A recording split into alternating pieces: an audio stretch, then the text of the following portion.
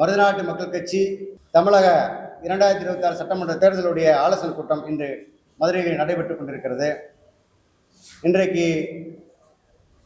தமிழ்நாட்டில் மூத்த தலைவர், இந்திய கம்யூனிஸ்டுடைய மூத்த தலைவர் ஐயா நல்லக்கண்ணருடைய மறைவிற்கு மருதநாட்டு மக்கள் கட்சி ஆழ்ந்த இரங்கலை நாங்கள் தெரிவித்துக் கொள்கிறோம்.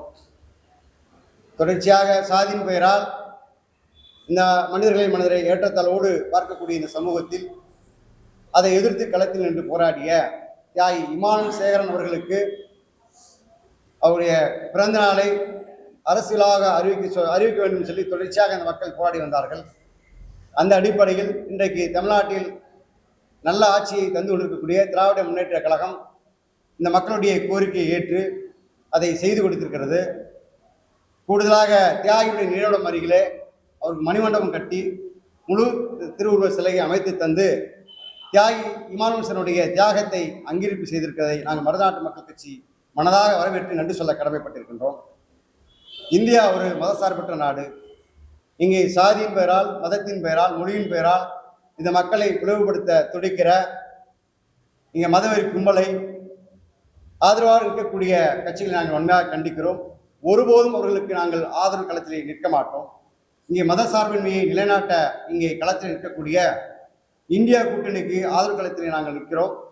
நிச்சயமாக நின்று அது கூட்டணி கட்சிகளும் வருகின்ற 2026 சட்டமன்ற தேர்தலை வெற்றி பெறுவதற்கு நாங்கள் மருதநாட்டு மக்கள் கட்சி துணை நின்று பாடுபடும் என்று இந்த கூட்டத்தின் மூலம் தீர்மானம் நிறைவேற்றப்பட்டிருக்கிறது.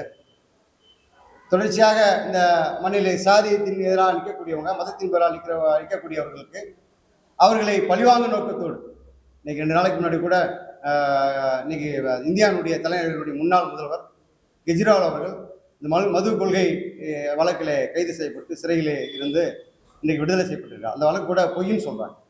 அப்போ யாரெல்லாம் இங்கே இந்த மதத்திற்கு எதிராக நிற்கிறாங்களோ, சாதியின் தூக்கி பிடிக்கிறதுக்கு எதிராக நிற்கிறாங்களோ அவர்களை பழிவாங்க நோக்கத்தோடு பிஜேபி அரசு கும்பல் செயல்படுது என்பதை இதனால் உணர முடியுது. அதை நாங்கள் ஒன்றாக கண்டிக்கிறோம். இப்போ கடந்த தேர்தலில் நீங்கள் வந்து அதிமுகவோட கூட்டணி வச்சுருந்தீங்க. தற்போது திமுகவில் மாறுவதற்கான மனமாற்றத்துக்கு காரணம் என்ன? நாங்கள் அப்படி சொல்ல முடியாது. ஏன்னா 2026 சட்டமன்ற தேர்தலில் திராவிட முன்னேற்ற கழகத்திற்கு நாங்கள் ஆட்சி அமைப்பதற்கு மருதநாட்டு மக்கள் கட்சி தென் மாவட்டங்களில் தமிழ்நாடு முழுவதும் மக்களை சந்தித்து ஆதரவு களத்தில் நின்று பெரிவான வாக்கு வித்தியாசத்தை செய்து முதல்வர் அவர்கள் அங்கே ஆட்சி கட்டில் அமர்வதற்கு நாங்கள் துணை நின்றோம்.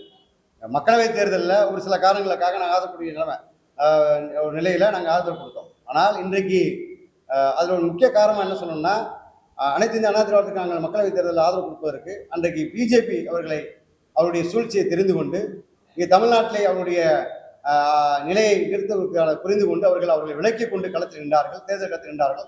அதை நாங்கள் முழுமையோடு ஏற்றுக்கிட்டோம். அந்த அடிப்படையில் நாங்கள் அனைத்து இந்த திராவிட முன்னேற்றத்துக்கு நாங்கள் ஆதரவாக நின்றோம்.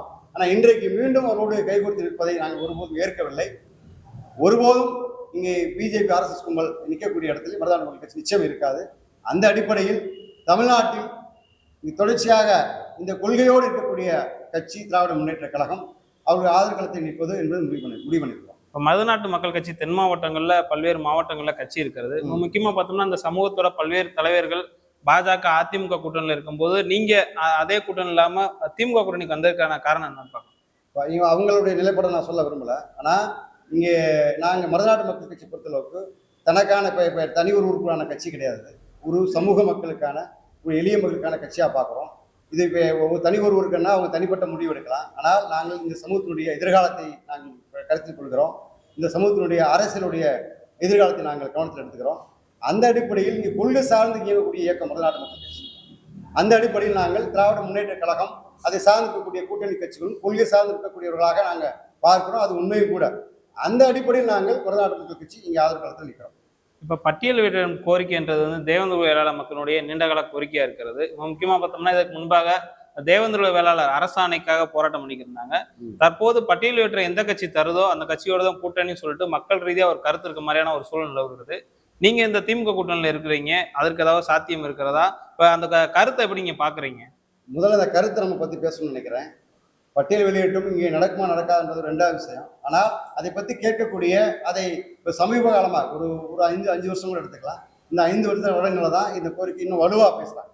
அதுக்கு முன்னாடி இது பேசப்பட்டா சொல்கிறாங்க, அது பெருசாக பேசப்பட்ட மாதிரி தெரியல. இந்த 5 ஆண்டுகளை இந்த மக்கள் பட்டியலிட்டு கேட்பதாக சொல்லப்படுது. அது எந்த அளவுக்கு உண்மைன்றது நம்ம ஆய்வு பண்ணாத தெரியும்.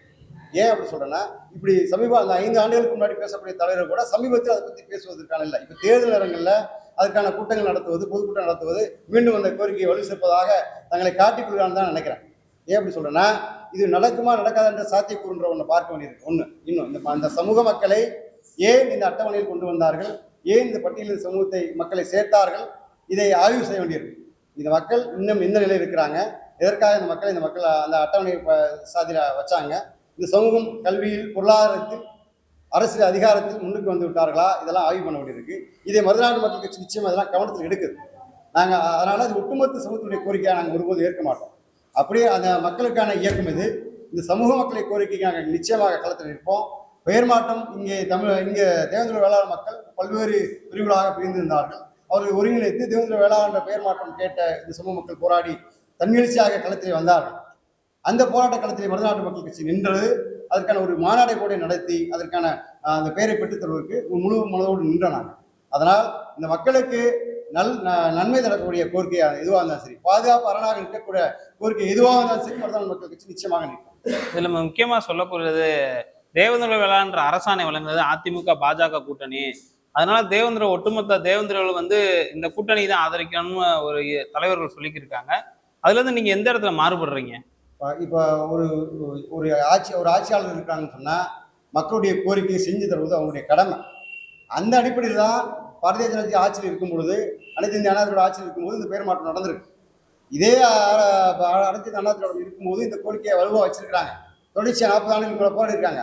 அப்பெல்லாம் செய்யாதவங்க இந்த நேரத்தில் ஆர்வலத்துக்கு வந்தாங்கன்னா அவங்க அரசியல் நிலைப்பாடு. இப்போ அந்த இந்தியா ஆளக்கூடிய கட்சியாக இருந்தாலும் சரி, தமிழ்நாட்டு ஆளக்கூடிய கட்சியாக இருந்தாலும் சரி, அவங்க மக்களுக்கு செய்யக்கூடிய நிலத்தில் இருக்கிறார்கள். இந்த மக்கள் கோரிக்கையை அவர்கள் செய்யக்கூடிய இடத்துல இருக்கக்கூடியவர்கள் செய்திருக்காங்க தான் பார்க்குறோம். அவருடைய கடமையாக தான் நாங்கள் பார்க்கணும். தவிர நன்றியா இருக்குன்னு சொல்றாங்களா தேவேந்திரர்களுக்கு, அவங்களுக்கு நன்றியா இருக்குன்னு கருத்து வைக்கிறாங்களா? நன்றியா இருக்கிறாங்க. நம்ம அந்த கோரிக்கை அப்படி பார்த்தா இந்த சமூகத்துடைய கோரிக்கை நிறைய இருக்கு. இந்த பெயர் மாற்ற கோரிக்கையும் பட்டியலில் கோரிக்கையும் முன்னிறுத்தப்படுத்தினால இங்கே சமூகத்துடைய நிறைய கோரிக்கைகள் இங்கே மறந்தே போயிட்டாங்க. இந்த சமூகத்துவம் அரசியலில் பிரதித்துவம் இல்லை. இந்த சமூக மக்களுக்கான இடஒதுக்கீடுல பிரச்சனை இருக்கு. இந்த சமூக மக்கள் தனி இடஒதுக்கீடு கேட்டு போராடி இருக்காங்க. இதே சமூகம் போராடி இருக்காங்க. அந்த கோரிக்கைலாம் அங்கே மறந்து போயிட்டாங்க. இதே நம்ம சமூகத்தினுடைய கொள்கை தலைவருடைய இமான் சேகரனுடைய பெயரை மதுரை விமான நிலையத்தில் வைக்கணும்னு சொல்லி பேசினாங்க. அந்த விமான நிலையம் அமைவதற்கு இந்த மக்கள் சொந்த இடத்த அங்கே நிறைய வாரி கொடுத்து வழங்கியிருக்கிறாங்க.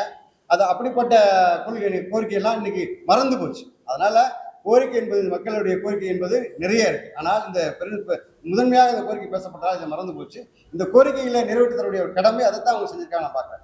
ஓகே, இந்த தேர்தல் வெறும் ஆதரவு மட்டும் தானா? ஏதாவது இடப்பங்கீடு எதுவும் கேட்டிருக்கீங்களா? நாங்கள் திராவிட முன்னேற்ற கழகத்துக்கு முழு மனதோடு நாங்கள் ஆதரவு களத்தில் நிற்கிறோம். ஆனால் இந்த மக்கள் தென் மாவட்டங்களில், குறிப்பாக தமிழ்நாடு முழுவதும் இந்த மக்கள் பறைந்து விரைந்து இருக்கிறார்கள். ஆனால் இந்த மக்களுக்கான அரசியல் பங்கீடு, அரசியலுடைய பிரதித்துவம் என்பது மிக மிக கம்மியாக இருக்கு. நாளடைவில் குறைந்து கொண்டே போகும். இன்றைக்கு கிட்டத்தட்ட 2026 சட்டமன்ற தேர்தல் பேச்சு கூட்டணியெல்லாம் முடிவாகி நிறைவுக்கு வந்துட்டாங்க. பிரச்சாரத்தை செல்லக்கூடிய நிலைமைக்கு ஆகச்சிறந்த கட்சிகள் இங்கே தயார் நிலைக்கு வந்துட்டாங்க. அந்த நிலையிலும் கூட இந்த சமூகத்துடைய பிரதிநிதிகளுக்கோ, சமூகத்தினுடைய ஆகச்சிறந்த தலைமைகளுக்கோ இந்த சமூகத்துக்கான பிரதித்துவம் இன்னும் ஒதுக்கப்படாது. அப்ப இந்த சமூகம் எந்த நிலையில் அரசியலிலே ஓரக்கண்டப்பட்டு இங்கே இருக்கிறார்கள் என்று உணர முடியுது. அதை நாங்கள் கருத்தில் எடுத்துக்கிறோம். அந்த அடிப்படையில் நாங்கள் இந்த தமிழ்நாட்டினுடைய மாண்புமிகு முதல்வர்களுக்கு இந்த மக்களுக்கான ஒரு அரசியலிலே, ஒரு அதிகாரத்திலே ஒரு பிரதித்துவத்தை, ஒரு முன்னுரிமை தரணும்னு சொல்லி நாங்கள் ஒரு கோரிக்கை வைக்கிறோம். இப்போ முதலமைச்சர் எதாவது சந்திக்க வாய்ப்பு இருக்கா? உங்களுக்கான பிரச்சாரம் ஏதாவது பயணத்திட்ட எதுவும் கொடுக்குறாங்களா? முதல்வர் சந்திக்கான நாங்கள் நேரம் கேட்டிருக்கிறோம். அதை ஒதுக்கின பிறகு நிச்சயமாக சென்னை சென்று அறிவாலயத்திலே முதல்வரை சந்தித்து எங்களுடைய ஆதரவை தந்து நாங்கள் களத்தில் நின்று அவருக்கு வெற்றி பெறுவதற்கு வேலை செய்வோம். ஓகேங்க.